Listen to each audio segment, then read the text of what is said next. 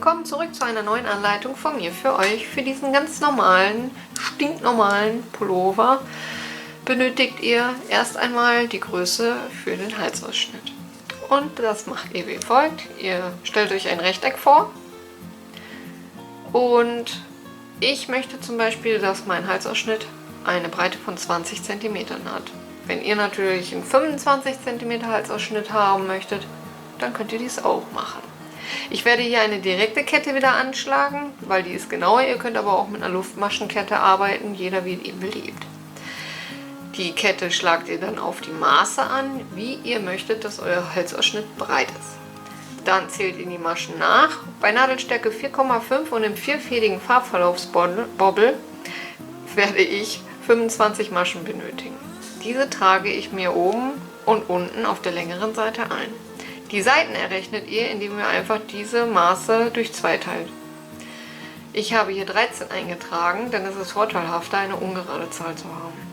Ich werde dann 12 Maschen quasi hier hochhäkeln für die Seite und in die 13. den Marker setzen. Dann würde ich meine 24 Maschen häkeln und die 25. wieder den Marker setzen. Als nächsten Schritt müsst ihr euch aussuchen, wo ihr Anfang und Ende haben möchtet. Ich werde diesen am Rücken in der Mitte positionieren. Ihr könnt diesen auch, wenn ihr es schon drauf habt, hier am Marker positionieren. Das kann jeder für sich selbst aussuchen. Dementsprechend werde ich auch hier dann anfangen. Und zwar teile ich mir dann die 25 auf, mache 12 links und 12 rechts, denn diese eine weggefallene Masche, die macht den Braten nicht dick. Ich beginne dann mit 12 Maschen und setze in die 13. meinen Marker. Dann wieder 12 Maschen und in die 13. den Marker. Dann 24 Maschen und in die 25. Marker, 12 Maschen und in die 13. Marker und dann zum Schluss die 12. Und dann können wir loslegen. Für den Anfang solltet ihr euch 4 gleichfarbige Marker zurechtlegen und einen mit Signalfarbe für Anfang bzw. Ende der Reihe. Und wie schon am Anfang erwähnt, werde ich mit einer direkten Kette starten aus halben Stäbchen. Dazu beginne ich mit 2 Luftmaschen, mache einen Umschlag und gehe in die erste Lasche zurück. Dann hole ich den Faden durch, ziehe alle 3 Laschen auf gleiche Höhe, hole den Faden nur durch eine Lasche, denn wir brauchen erstmal den Boden, worauf das halbe Stäbchen steht, und dann durch alle 3 Laschen für ein halbes Stäbchen. Dann könnt ihr euch auch hier schon mal direkt den Anfangsmarker setzen. Dann einen Umschlag in die erste Masche, die sich hier gebildet hat, zurück, komplett einstechen, Faden holen, durchziehen, alle Laschen auf gleicher Höhe ziehen. Das ist immer wichtig, damit der Boden auch schön flexibel bleibt und sich das Ganze nicht zusammenzieht.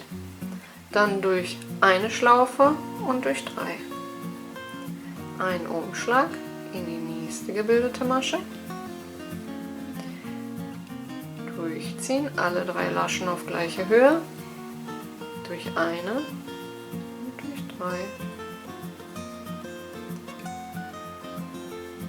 in die nächste gebildete Masche,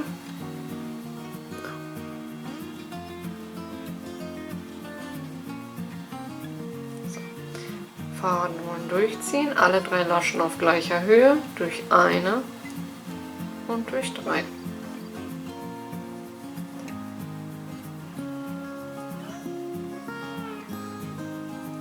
Und jetzt häkle ich als allererstes, wie ich schon gesagt habe, die ersten 12 Maschen.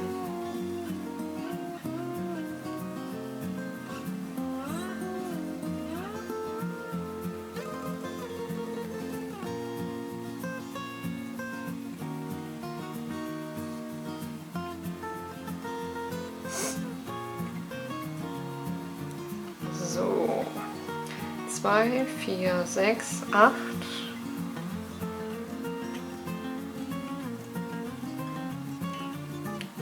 9,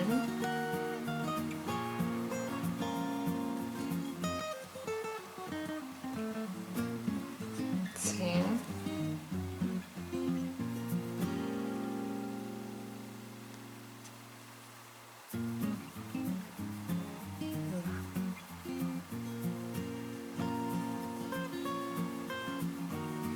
11, 12 und 13. 2, 4, 6, 8, 10, 12, 13. Dann setze ich in die 13. Masche einen Marker. Als nächstes wieder 12 Maschen.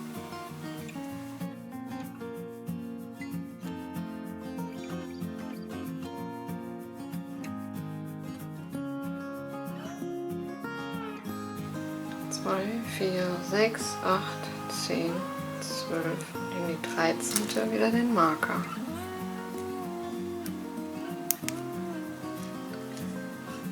Als nächstes folgen die 24 Maschen, wo wir dann in die 25. Marker setzen, dann wieder 12 Maschen und in die 13. Marker und ganz zum Schluss 12 Maschen und dann können wir schließen.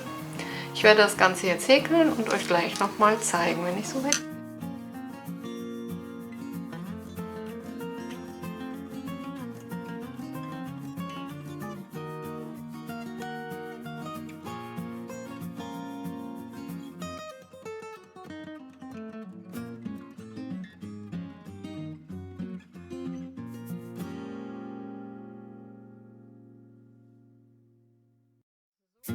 Nachdem ihr die Kette dann soweit gehäkelt habt, nehmt ihr das Ganze gerade zusammen und schließt in die erste Masche, ohne dass sich natürlich die Kette verdreht. So, mit einer Kettmasche. Okay. Und weiter geht's dann, indem ich bei halben Stäbchen bleibe, denn der ganze Pulli besteht aus halben Stäbchen, ganz schlicht und einfach. Und man kommt auch sehr zügig voran. Da ich ja die Naht hier in der Mitte vom Rücken habe, also das ist der Teil des Rückens.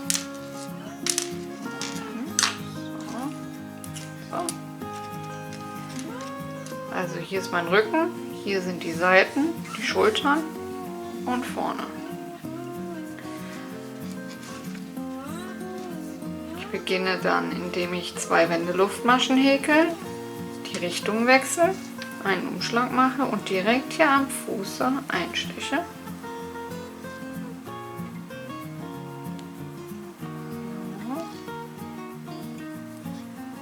Und ein halbes Stäbchen häkel. Dann setze ich mir auch hier direkt wieder den Marker in die erste Masche. Und dann häkle ich erst einmal nur halbe Stäbchen bis zum Marker.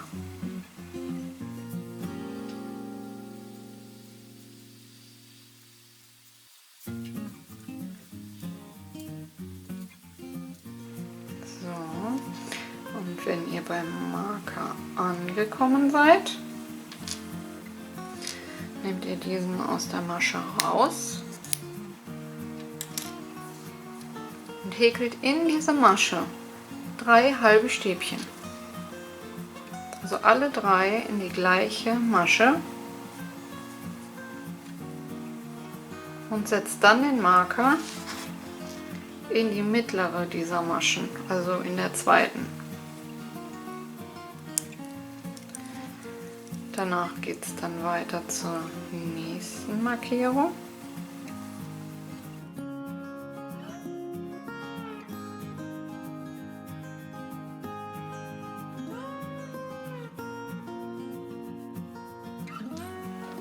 Auch hier den Marker dann rausnehmen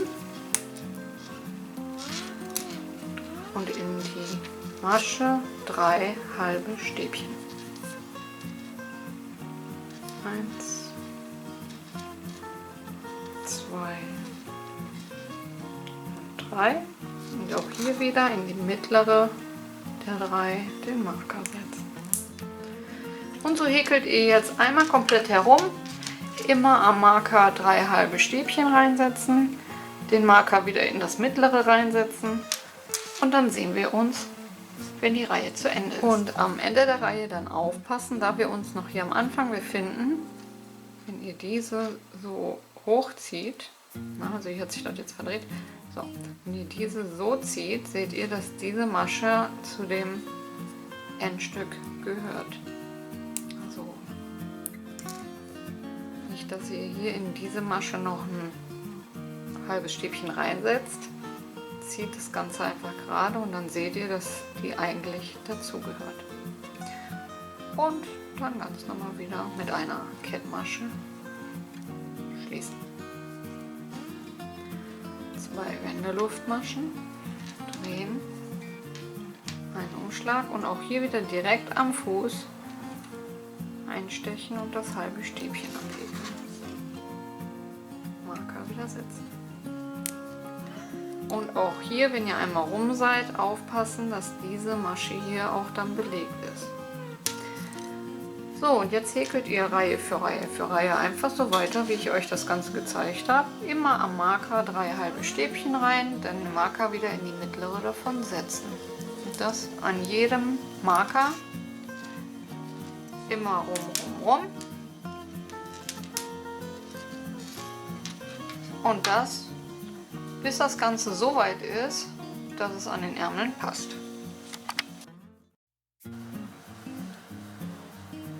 Nach 23 Reihen in Raglan sieht das Ganze so aus. Dann könnt ihr das hier übereinander legen und einmal abmessen. Für einen Erwachsenenpullover sind es so zwischen 20 und 22 cm. Insofern ihr dann halt auch im Winter noch ein Sweatshirt oder sowas drunter ziehen wollt.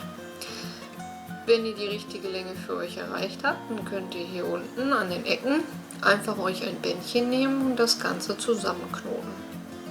Müsst ihr nicht, ist aber einfacher, dann kann sich auch nachher nichts verdrehen. So, und das Ganze noch auf der anderen Seite. Und dann kann man auch schon loslegen und weiter rumhäkeln. Hier habe ich jetzt den Faden abgeschnitten und werde auf eine andere Farbe wechseln, da der Pullover einen Streifen bekommt. Der Streifen wird über die Brust gehen und über die Ärmel. Dazu einfach die neue Farbe nehmen, durch die Lasche ziehen und die Lasche zuziehen.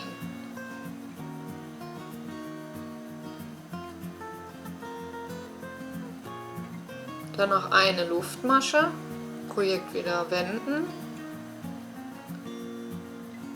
und mit halben Stäbchen weiter. Ihr könnt die erste Masche so abhäkeln, dass ihr einmal mit um die beiden Fäden herum häkelt und sie somit fixiert.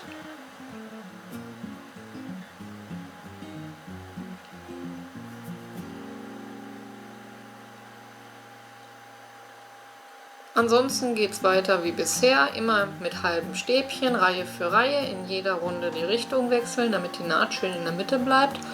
Und wie breit der Streifen werden soll, das kann jeder für sich selbst entscheiden. Ich werde so zwischen 8 und 10 cm dafür häkeln. Nicht vergessen, den Marker wieder zu setzen. Und dann geht es ganz normal weiter.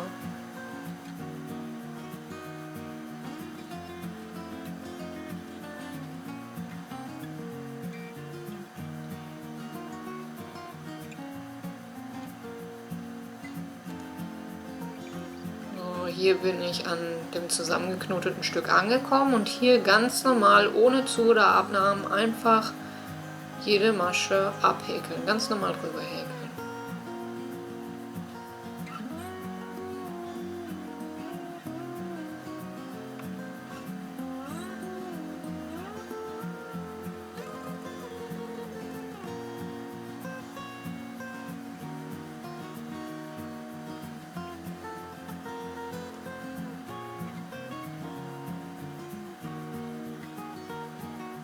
Und so sieht es dann aus.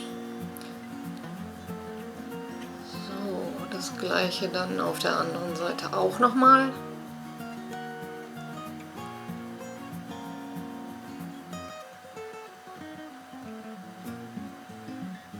Also hier ganz normal in die Maschen einstechen. Die haben sich natürlich etwas länger gezogen, aber das macht nichts.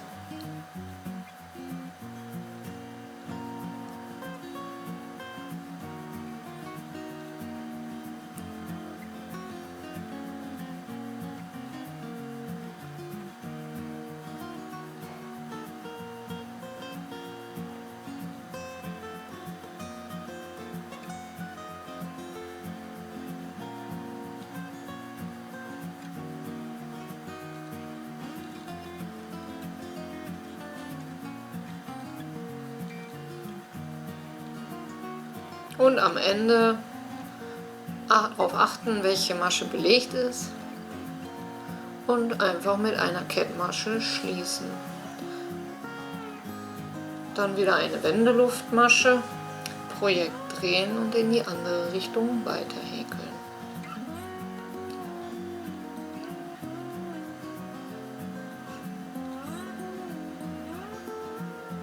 So, drehen und weiter wie gehabt.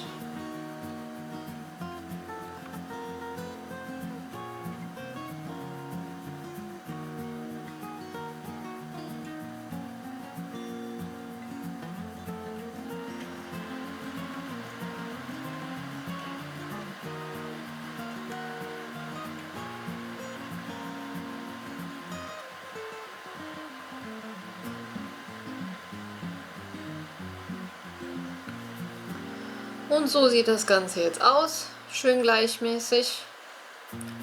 Und jetzt häkle ich noch ein Stück und dann zeige ich euch, wie das nach dem Farbwechsel aussieht. Nach 10 Reihen sieht das Ganze so aus.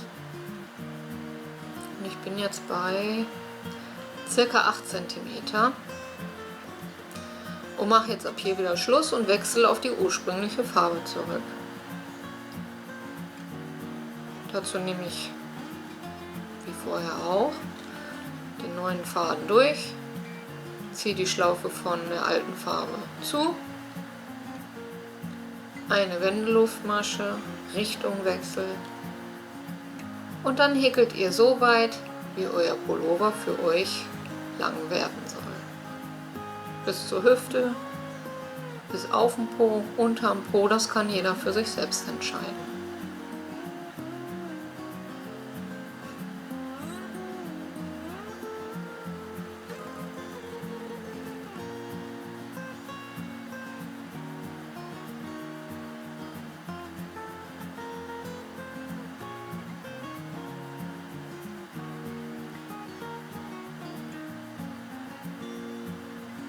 Und wenn ihr soweit seid, dass euer Pulli die richtige Länge für euch erreicht hat, dann können wir noch zusammen den Abschlussrand häkeln.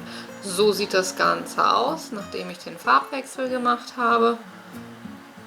Und ja, dann bis zum Abschlussrand.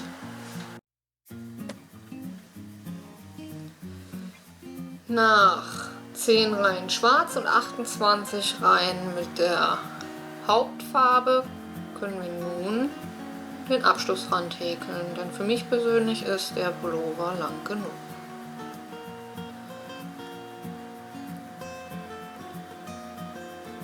Dazu nehme ich eine Luftmasche,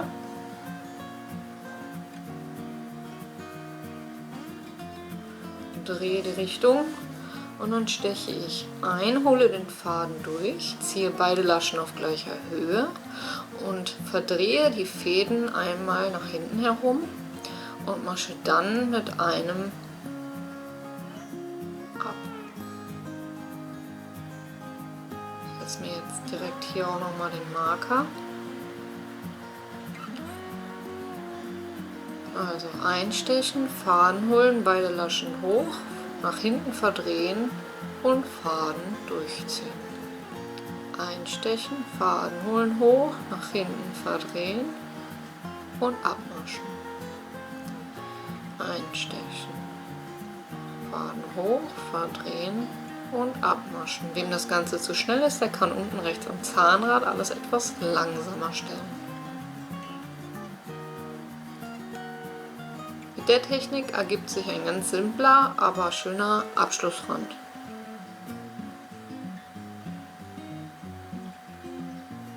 Und so einfach einmal komplett herum und dann sieht es so aus. Als nächstes können wir uns den Ärmeln widmen. Hier allerdings werden wir mit Abnahmen arbeiten und ich beginne hier unten im Achsel direkt an der Naht. Ich beginne auch hier jetzt wieder mit der Schwarz. So habe ich dann beides auf fast gleicher Höhe.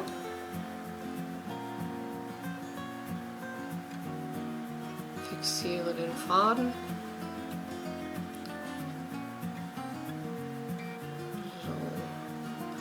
Und häkel auch hier wieder nur eine Luftmasche und dann ganz normal mit halben Stäbchen weiter.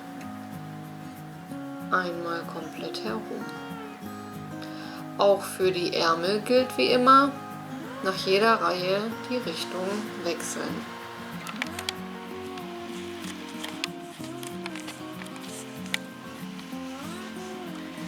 Jetzt häkel ich einmal komplett herum. Und zwar zwei Maschen vor Ende. Hier wieder darauf achten, welche belegt ist. Und mache am Ende der Reihe die Abnahme. Einen Umschlag, einstechen, Faden holen, nächste Masche, einstechen, Faden holen und alle Laschen gemeinsam abmaschen. Die Runde beim Maschenmarkierer ganz normal mit einer Kettmasche wieder schließen. Die Abnahmen macht ihr jetzt so lange, bis ihr für euch sagt, da müsst ihr natürlich immer wieder anprobieren, dass es reicht. Die einen mögen die Ärmel etwas enger, die anderen etwas weiter. Ich persönlich werde jetzt in jeder Reihe eine Abnahme machen, bis ich den schwarzen Bereich fertig gehäkelt habe, also 10 Reihen, und gehe dann ganz normal hin und häkel Reihe für Reihe ganz ohne Abnahmen, einfach gerade durch. Und auch hier gilt wieder eine Wendeluftmasche, Richtung wenden, dann häkel ich einmal komplett herum, bis wieder zu den letzten beiden Maschen, mache die Abnahme und schließe mit einer Kettmasche.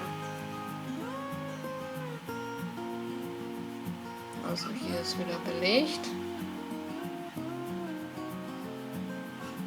Ein Umschlag, einstechen, Faden holen, nächste Masche, einstechen, Faden holen und alles gemeinsam abmaschen.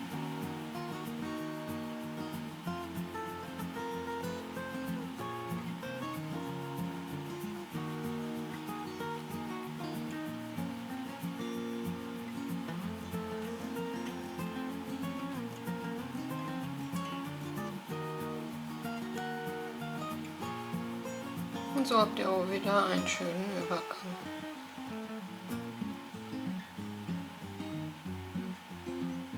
Also wie gesagt, ich werde hier die gleiche Breite häkeln wie in der Mitte. Und hier bin ich soweit. Wie ihr seht, durch die Abnahmen habe ich eine leichte Schräge. Und jetzt gehe ich wieder auf den ursprünglichen Farbverlauf. Da auch wieder wie gehabt die neue Farbe einfach durchziehen und die Schlaufe zuziehen.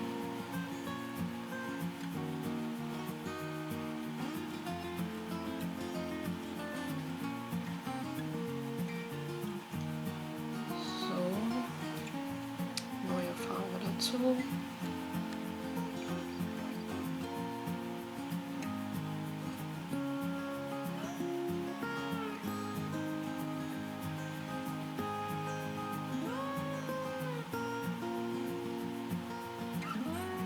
Und dann auch hier wieder eine Wendeluftmasche und wieder die Richtung wechseln.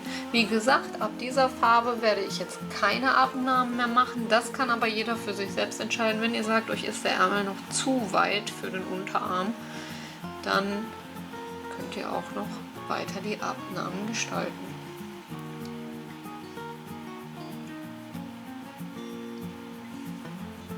Ich werde jetzt hier weiter häkeln, bis der Ärmel lang genug ist. Das gleiche natürlich auch auf der anderen Seite. Und auch dort werde ich dann zum Schluss den Abschlussrand dran häkeln. Nach 10 Reihen schwarz und 30 Reihen in der normalen Farbe ist der Ärmel lang genug. Hier habe ich auch einen schönen Abschlussrand dran gehäkelt.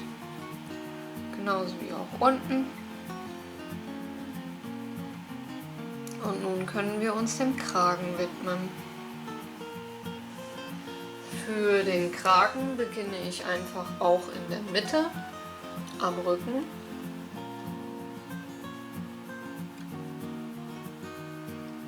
fixiere den Faden und werde hier mit Stäbchen arbeiten, also ganzen Reliefstäbchen. Dazu dann 3 Wendeluftmaschen. Und dann macht ihr einen Umschlag, geht um das erste Stäbchen herum und zieht es nach vorne.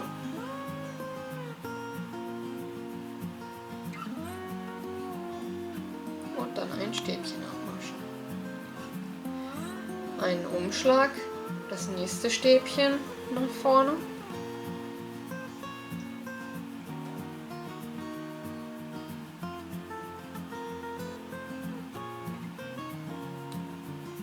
Und ein drittes Stäbchen nach vorne.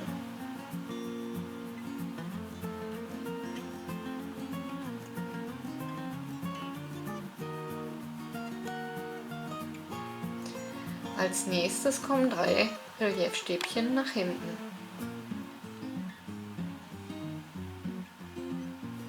Geht ihr von hinten nach vorne hindurch und zieht das Ganze nach hinten. Und mascht ein Stäbchen ab.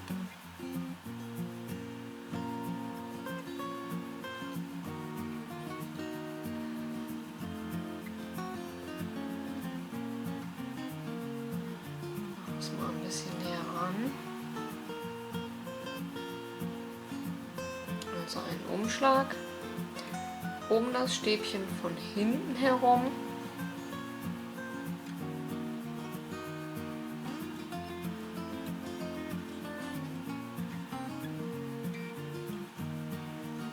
Und ein Stäbchen abmachen. Also alles in allem immer 3 Stäbchen oder Reliefstäbchen nach vorne, 3 Reliefstäbchen nach hinten. Wer natürlich es mag, kann auch ein Reliefstäbchen nach vorne, 1 nach hinten oder 2 Reliefstäbchen nach vorne, 2 nach hinten. Die Musterung kann auch hier jeder, wie er möchte, selbst entscheiden.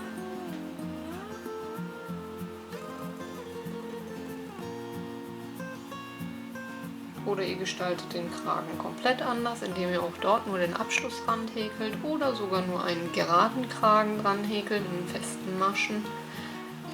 Da gibt es so viele Varianten. Im Grunde sieht am Ende alles schön aus.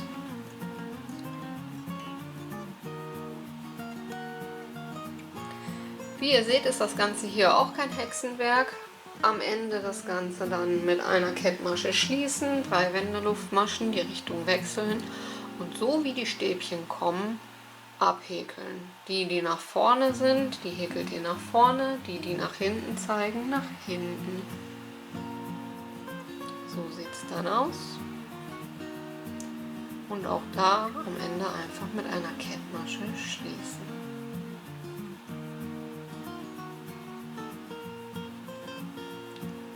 Nach 2 Reihen reicht das auch für den Kragen. Hier werde ich jetzt nicht weiter häkeln. Und dann ist der Pullover fertig. Also ich zeige euch das hier nochmal. 2 Wendeluftmaschen, drehen. Und nun die Stäbchen, die nach vorne sind, nach vorne abmaschen. Und die Stäbchen, die nach hinten gehen, nach hinten abmaschen.